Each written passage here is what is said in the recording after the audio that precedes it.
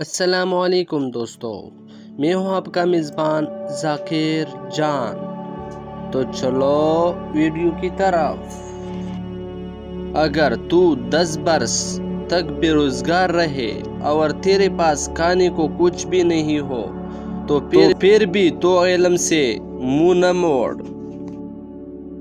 سب سے بہتر اور عزت کا لقمہ وہ ہے جسے اپنی محنت سے حاصل کیا جائے۔ اللہ کا ہر فیصلہ عقل اور انصاف پر مبنی ہوتا ہے، اس لیے حرف کا شکایت کبھی لب پر نہ لاؤ۔ دنیا کو پا لینا کوئی برا نہیں، لیکن جب دنیا کو آخرت سے بہتر سمجھا جائے تو پھر یہ دھوکہ اور خسارہ ہے۔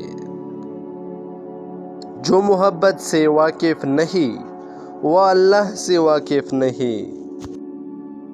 آپ کا خوش رہنا ہی آپ کا برا چاہنے والوں کے لیے سب سے بڑی سزا ہے۔ جس رفتار سے تیرا مرض بڑھتا چلا جائے تو اسی رفتار سے اس کا علاج کر۔